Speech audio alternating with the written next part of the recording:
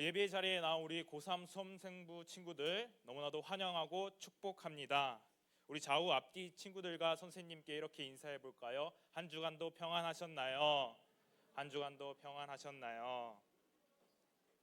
네, 우리 고3 수험생 친구들 한 주간 공부하느라 그리고 수험생으로 살아가느라 너무나도 수고 많으셨습니다. 우리 고3 친구들 혹시 영화 좋아하시나요? 네, 저는 요즘에 망해가고 있는 마블 영화를 좋아했었습니다. 마블에는 다양한 이야기가 있는 것을 여러분들도 알 거라고 생각이 됩니다. 마블의 다양한 스토리, 이야기들 중에서는 아이언맨, 토르, 또 스파이더맨, 헐크, 앤트맨 등등 아주 많은 다양한 이야기들이 있습니다. 그 중에 제가 제일 좋아하는 스토리는 어벤져스 이야기입니다. 어벤져스 줄거리는 다들 아시다시피 다양한 영웅들이 등장하여 지구를 침략하려는 자들로부터 지구를 지켜내려는 이야기입니다. 제가 어벤져스를 좋아하는 이유는 스토리가 재미있어서 좋아합니다.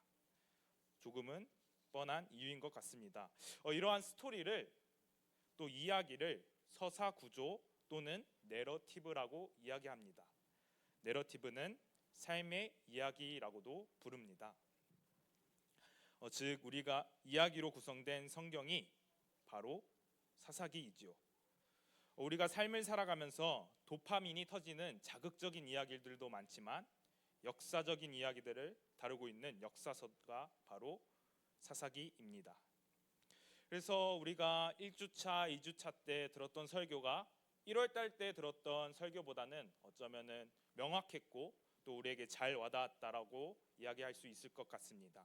이거는 제 개인적인 의견이지만 말이죠.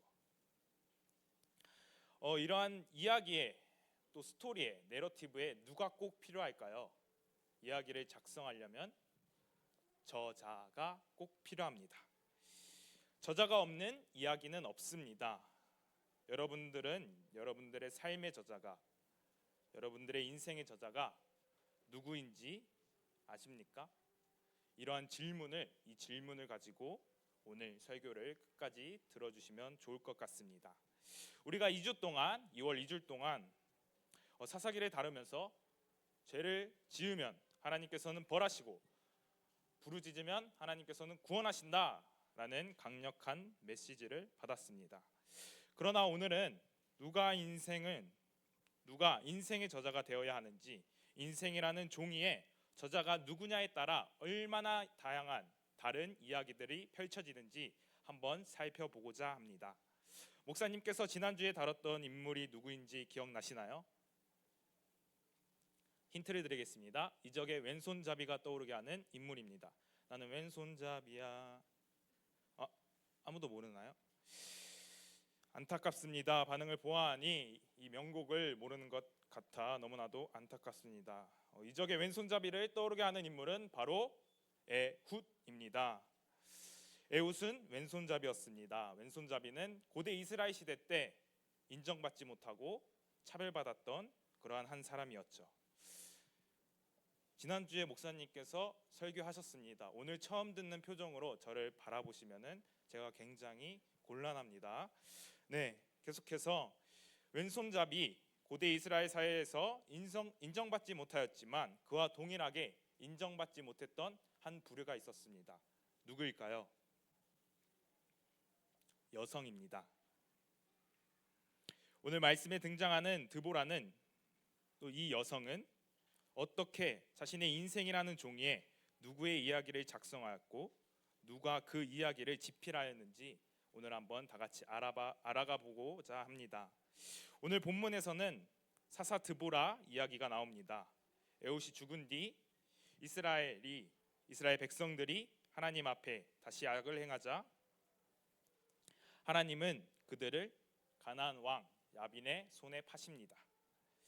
야빈은 군대 장관 시스라를 시켜 폭력을 휘둘러 이스라엘 백성들을 수탈합니다. 고통을 견디지 못한 이스라엘 백성들은 어떻게 하나요? 우리가 1주차, 2주차 때 계속해서 배웠습니다. 악을 짓고 하나님께 회개합니다. 하나님께 부르짖습니다. 하나님께서는 이스라엘 백성들의 부르짖음을 들으시고 사사인 드보라를 이스라엘 백성들에게 보내십니다. 우리는 사사기를 또 배우면서 또 읽으면서 이스라엘의 배신과 회개, 그리고 이스라엘을 괴롭힌 이방 민족들을 전멸시켜 얻은 하나님의 구원이라는 틀에서만 사사기를 읽으려고 하는 경향이 있는 것 같습니다. 그러나 사사 에훗의 이야기, 또한 오늘 우리가 살펴볼 드보라의 이야기를 통해서 하나님은 장애물, 즉 그 가나안 백성들을 처리하는 일에는 관심이 없으시고 또 그들의 침략과 수탈을 꺾는 일에 별 관심이 없으시다는 것을 알게 됩니다. 여러분들이 저에게 관심이 없듯이요. 그러나 성경은 사사기를 침략과 수탈에서 이스라엘 백성들을 구원하는 이야기로 작성하지 않고 어떤 기회의 시간으로 작성하고 있습니다. 이스라엘 백성들의 과거를 여러분들이 아주 조금이라도 안다면 하나님께서 어떤 기회의 시간으로 우리에게 이 말씀을 보내주시는지 알 수 있을 것 같습니다. 이스라엘 백성들이 가나안 땅에, 약속의 땅에 들어오기 전까지 어떠한 생활을 하였죠? 광야 생활을 하였습니다. 그 광야 생활을 하기 전까지는 애굽에서 어떤 생활을 하였을까요? 노예 생활입니다. 노예 생활, 즉 이스라엘 백성이 애굽에서 종살이를 하던 때에는 하나님의 뜻을 자유롭게 행할 수 없었던 시대였습니다. 그러나 약속의 땅인 가나안에 들어서야 비로소 하나님의 뜻을 자유롭게 행할 수 있는 자유로운 상태가 되었죠. 하나님은 사사 시대를 자유인이 된 이스라엘 백성들의 마음에서 나오는 깊은 항복을 받고 싶으셨던 그러한 기회의 시간으로 이스라엘 백성들에게 이야기하고 있습니다. 그러나 이스라엘 백성들은 그들의 이야기, 그러한 기회의 시간을 자신의 시간으로 채우려고 합니다. 그 인생이라는 종이에 자신의 글을, 자신의 이야기를 써 내려가려고 하지요. 그래서 오늘 성경 본문은 또라는 단어를 사용하여 이스라엘 백성들이 하나님 앞에서 죄를 짓는 모습을 다시 한 번 더 우리에게 보게 합니다. 여러분들은 이스라엘 백성들이 자유인이 되어서 하나님 앞에 어떠한 죄를 지었는지 아시나요? 우리가 계속해서 사사기를 다뤘는데 이 부분은 다루지 않은 것 같아서 한번 다 같이 다뤄보고자 합니다. 사사기 2장 17절 말씀입니다. 다 함께 한번 찾아볼까요? 사사기 2장 17절 말씀. 네, 한번 읽어보도록 하겠습니다. 시작. 그들이 그 사사들에게도 순종하지 아니하고 오히려 다른 신들을 따라가 음행하며 그들에게 절하고 여호와의 명령을 순종하던 그들의 조상들이 행하던 길에서 속히 치우쳐 떠나서 그와 같이 행하지 아니하였더라. 아멘. 뭐라고 이야기하고 있나요? 순종하지 아니하였고 속히 치우쳤다, 떠났다라고 이야기하고 있습니다. 이스라엘의 백성들은 자유를 얻자마자 하나님 앞에서 한 짓이 불순종입니다. 하나님께서는 다른 이방신들을 섬기는 것이 얼마나 음란하고 잔혹하고 폐악한 것인지 알고 이미 이스라엘 백성들에게, 그 광야 시대를 살아가고 있는 백성들에게 십계명이라는 언약의 말씀을 주십니다. 나 말고 다른 신을 섬기지 말아라, 그리고 이웃을 사랑해라 라는 이야기를 하시죠. 그러나 자유인이 되어서 바로 하는 짓이 무엇입니까? 우리가 오늘 사사기 2장 17절에서 살펴봤듯이 하나님 앞에서 하나님께서 세우신 그 사사들에게 순종하지 않고 그 가나안의 배경들을 따라, 그 문화를 따라 음란한 행동들을 마구잡이로 해 나갑니다. 근데 너무나도 안타깝게도 우리가 얼마나 타락했으면, 이스라엘 백성들이 얼마나 타락했으면 하나님 앞에 동일한 죄를 반복해서 짓습니다. 우리가 지금까지 사사를 3명 살펴봤는데 이스라엘 백성들이 지은 죄는 동일한 한 가지입니다. 불순종입니다. 인간의 타락한 모습을 너무나도 잘 보여주고 있는 것이죠. 인간이 죄를 얼마나 창의적이지 못하게 하나님 앞에 짓는지 그러한 모습을 사사기에서는 보여주고 있는 것입니다. 매일 하나님 앞에서 가지각색의 다양한 제들을 짓는 것이 아니라 반복적인 제들을 우리가 하나님 앞에서 이스라엘 백성들처럼 하나님 앞에서 죄를 짓는 것처럼 이스라엘 백성들도 우리와 동일하게 그러한 제들을 짓고 있는 것이죠. 이러한 모습을 보시는 하나님의 마음을 한번 생각해 보신 적 있으십니까? 하나님께서 이스라엘 백성들이 불순종하는 그러한 모습을 볼 때 어떠한 마음이셨을 것 같습니까? 그 악한 모습을 보시는 하나님의 심정을 여러분들은 알고 계시나요? 속된 말로 속에서 천불이 납니다.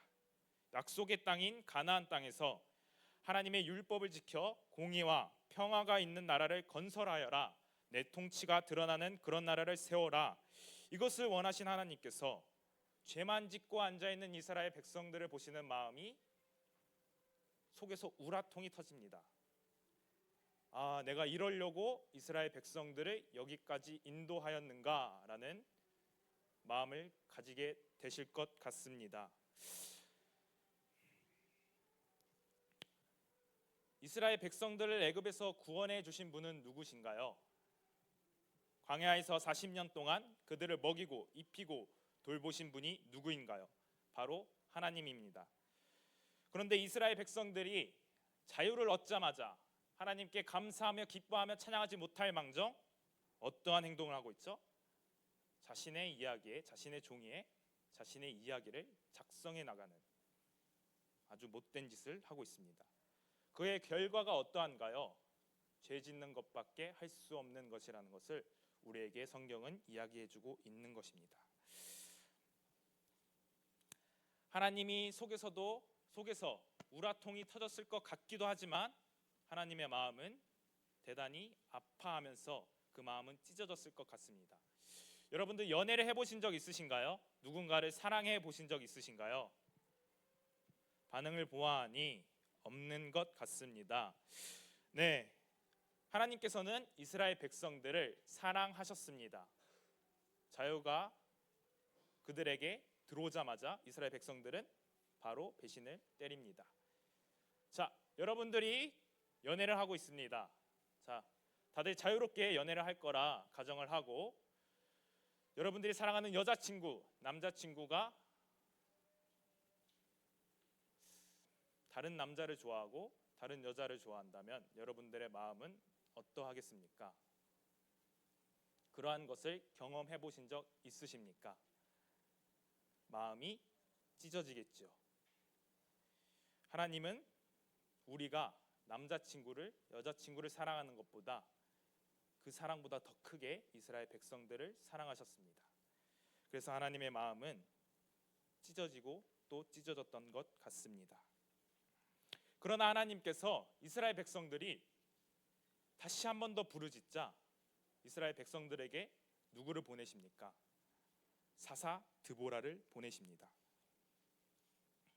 여러분들이라면 바람을 핀 여자친구 남자친구가 다시 앞에 나타나 나랑 다시 사귀자라는 이 얼토당토 되지 않는 말을 했을 때 다시 만납니까? 안 만납니까? 다시 만난다 손? 좋습니다. 네, 하나님께서는 다시 만나 주십니다. 그들이 다시 부르짖자 하나님께서는 이스라엘 백성들에게 다시 사사를 보내주십니다. 우리가 이 본문을 통해서 하나님의 크고 놀라우신 궁일한 사랑을 다시 한 번 더 알게 됩니다. 하나님께서는 이스라엘 백성들이 그렇게 죄를 짓고 자신 앞에서 죄를 짓고 또 배신했을 때 가나안 왕 야빈의 손에 파시지만 다시 그들에게 사사를 보내십니다. 이러한 드보라의 이야기가 4장에 시작이 되고 4장과 또 5장에 걸쳐 2장에 걸쳐 이야기가 소개되고 있습니다.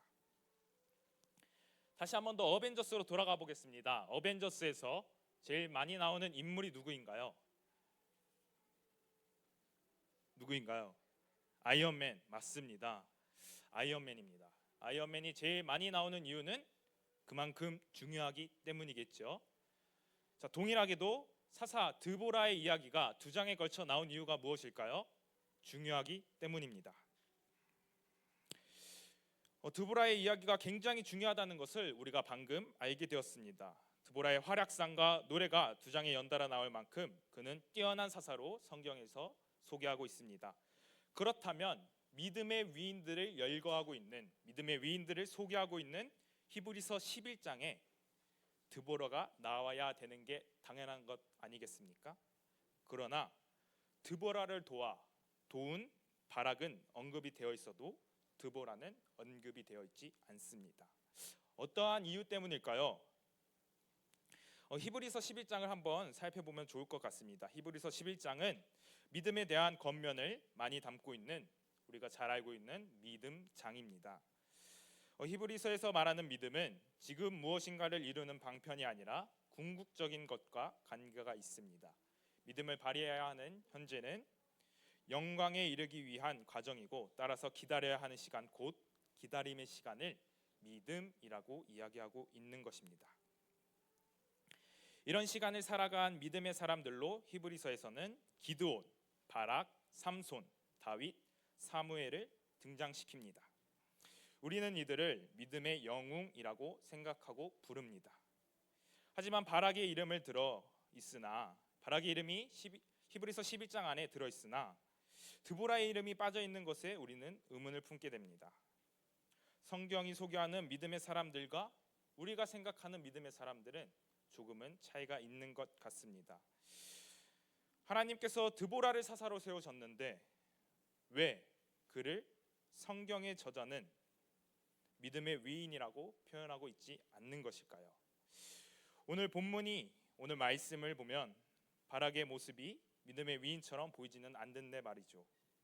오늘 본문은 드보라가 사사가 되어 이스라엘 군대 대장인 바락에게 하나님께서 너에게 가나안 왕 야빈의 군대를 넘겨주셨다라고 이야기하고 있습니다.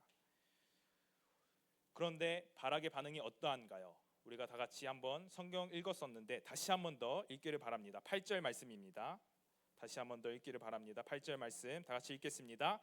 바락이 그에게 이르되 만일 당신이 나와 함께 가면 내가 가려니와 만일 당신이 나와 함께 가지 아니하면 나도 가지 아니하겠노라 하니 소심한 반응을 보이고 있습니다. 자, 여러분들 가겠다는 건가요? 안 가겠다는 건가요? 바락이 군대 대장이 싸움을 하겠다는 건가요? 안 하겠다는 건가요? 아직까지는 잘 모르겠습니다. 여러분이 갑자기 수련회를 가게 됩니다. 자, 옆에 친구들 수련회 다들 갑니까? 우리 친구들? 알겠습니다. 네, 이런 상황에서 이렇게 반응이 없는 상황에서 자, 옆에 친구한테 한번 물어봅시다. 너 수련회 가겠니? 내가 가면 나랑 같이 가자. 한번 물어볼까요? 나랑 같이 가겠니? 나랑 같이 가겠니? 자, 옆에 친구가 수련회를 갑니다. 근데 나는 고민이 있습니다. 수련회 갈지 말지. 그러한 상황에서 우리가 하는 말이 무엇이죠? 너 가면 나도 감. 갈래 말래. 갈래 말래. 갈래 말래. 이것을 시전하고 있는 것입니다. 바락이 전쟁을 앞두고 말이죠. 안 가겠다는 것은 아닙니다. 바락이 조건을 붙여서 가겠다는 것이죠. 우리가 보통 수련회를 가고 싶은 마음이 있고 또 공부를 하고 싶은 마음이 있을 때 스카를 잘 가는 친구와 수련회를 잘 가는 친구에게 이러한 질문을 던지지 않습니까? 너 수련회 가? 너 가면 나도 감. 너 공부하러 가? 너 공부하러 가면 나도 감. 보통 이런 질문을 받는 사람은 잘 가고 공부를 잘 하는 친구들입니다. 그런데 우리가 그런 질문을 하는 이유는 혼자 갈 용기는 없어서, 혼자 할 용기는 없기 때문에 그러한 질문을 하는 것 같습니다. 바락이 참 애매하게 대답하고 있습니다. 갈래 말래 갈래 말래로 애매한 반응을 보이고 있죠. 이러한 반응이 우리가 보기에는 믿음의 위인처럼 보이지는 않습니다. 하나님께서 세우신 사사가 자신에게 이러한 이야기를 한다면 하나님께서 너에게 가나안 왕 야빈을 너의 손에 넘겨주었다 라는 이야기를 듣자마자 우리가 생각하는 믿음의 위인들은 어떠한 반응을 보여야 됩니까? 잘됐다. 기다리고 있던 것이다. 내가 바로 하나님을 대신해서 가나안 왕과 싸워 이기겠다라는 반응이 우리가 생각하는 믿음의 위인들의 반응입니다. 그러나 오늘 우리가 살펴본 바락의 반응은 너무나도 다릅니다. 이러한 바락의 반응이 성경에서는 믿음의 위인이라고 이야기해주고 있는 것이죠. 그렇다면 왜 드보라를 작성하지 않았을까요? 그 믿음장에.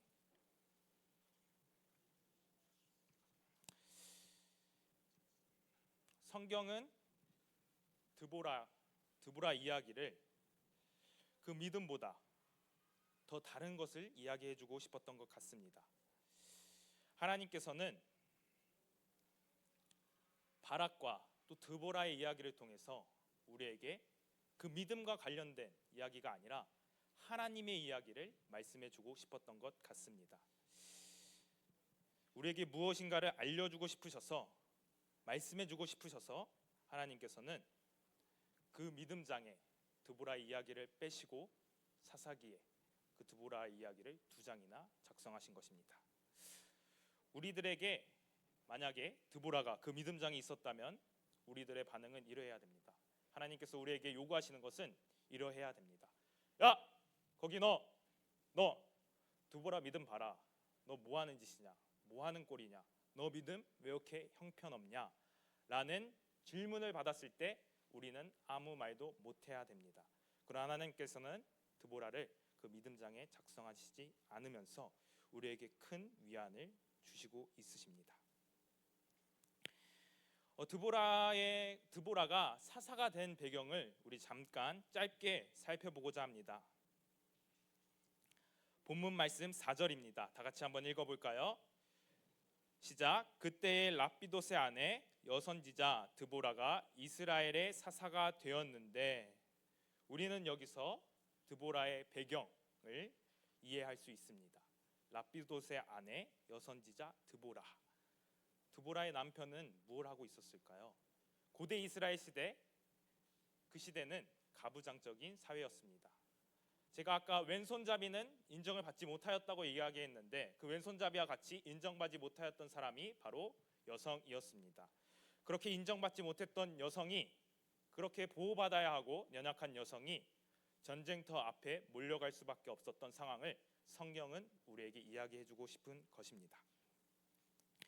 하나님께서 드보라의 인생을 하나님의 이야기로 작성해 내려가고 있는 것입니다. 그래서 성경은 드보라가 사사로 세워졌다라고 이야기하는 것이 아니라 사사가 되었다라고 이야기하고 있는 것입니다. 사사가 된 것은 이스라엘 백성들의 인정과 하나님의 인정이 필요한 것입니다. 제가 무엇이라고 얘기했죠? 인정받기 어려웠던 부류가 여성이었다고 이야기를 했습니다. 그러나 하나님께서는 그 여성, 그 여사사 드보라를 인정하시면서 하나님께서 인정함으로 말미암아 그들의 백성들이, 이스라엘 백성들이 드보라를 같이 인정하게 됩니다. 누가 상상했을까요? 누가 한 번이라도 생각해봤을까요? 내가 평생 9등급 맞는 인생인데 1등급을 맞을 수 있다는 생각을 해보십니까, 여러분? 그런 이야기를 남들에게 했을 때는 남들이 뭐라고 이야기하나요? 망상이라고 합니다. 드보라는 그 망상이 현실에 이루어집니다. 하나님께서 드보라의 인생을 그 배경 때문에 이미 구겨진 종이에 하나님의 이야기를, 그 누구도 생각할 수 없었던 최고의 이야기를 작성하고 계신 것입니다. 설교를 마무리하도록 하겠습니다. 종려나무 아래에서 하나님의 말씀을 전하는 사람이며 정당한 재판으로 백성들에게 단맛을 느끼게 해주었던 인물인 드보라의 배경에는 이러한 수치스러운 이야기가 있었습니다. 가부장적인 시대, 인정을 받지 못했던 그 시대에 하나님께서 하나님의 이야기를 드보라의 인생 가운데 작성하십니다. 그렇게 될 때 어떠한 인생이 되나요? 어떠한 이야기가 펼쳐지나요? 그 누구도 상상할 수 없었던 최고의 이야기가 드보라의 인생 가운데 펼쳐지게 됩니다. 하나님께서는 오늘 이 말씀을 통해서 바라까도 같은 우리의 믿음이 귀하다고 말씀하심과 동시에 사랑하는 내 딸아, 사랑하는 내 아들아, 드보라를 한번 봐라.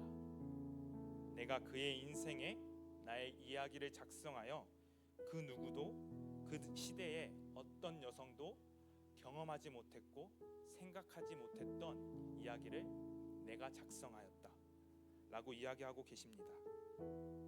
하나님께서 여기서 끝나는 것이 아니라 너도 한번 나의 이야기를 작성해 보지 않겠니? 라고 우리에게 묻고 계십니다. 이미 구겨진 인생이었던 드보라의 인생 가운데 하나님께서 최고의 이야기를 작성하십니다. 우리의 환경, 배경, 고3이라는 상황이 우리를 억압할지라도, 이미 구겨진 인생이랄지라도 하나님께서는 그 종이 내가 최고의 인생으로 사용하는, 최고의 이야기로 작성하는 그 종이로 내가 그 인생을, 그 종이를 사용하겠다라고 말씀하시는 것입니다. 여러분, 우리가 그러한 인생을 살아가기 위해서는 어떻게 해야 될까요? 어떻게 우리가 하나님의 이야기를, 최고의 이야기를 작성해 나갈 수 있을까요? 방법은 간단합니다. 시선을 하나님께 맞추는 것입니다. 드보라가 과연 그 900대가 있는 야빈 왕의 그 병사들을 몰랐을까요? 그 군사들 900대가 있었습니다. 자신의 힘으로는, 내가 나를 바라봤을 때는 바라까도 같은 반응이 나와야 정상입니다. 그러나 드보라는 하나님을 바라봤습니다. 우리가 하나님을 바라볼 때 우리의 상황 가운데, 환경 가운데 900대와 같은 철병거가 다 소용없을 줄 믿습니다. 하나님께서는 오늘 이 말씀을 통해 구겨진 종에도 최고의 이야기를 작성할 수 있는 게 나다. 너희가 믿는 하나님은 그러한 이야기를 능히 작성할 수 있다. 연약한 자를, 또 보호받아야 될 자를 내가 권능을 세워, 그들을 세워 그들의 인생을 최고의 인생으로, 그들의 인생을 보호하는 인생으로 세웠다라고 이야기하시는 것입니다. 누가 오늘 그 하나님의 말씀에 반응하시겠습니까? 누가 오늘 나를 바라보고 있는 그 시선을 하나님께 다시 맞추겠습니까? 우리가 하나님께 우리의 시선을 다시 맞출 때 하나님께서 우리의 삶 가운데 우리가 생각지도 못한 그 경탄할 만한 놀라운 기적들과 역사들을 능히 이루실 줄을 주님의 이름으로 축복하고 소망합니다. 우리 다 같이 자리에서 일어나서 시선이라는 찬양을 부르며 기도의 자리에 나아갑니다.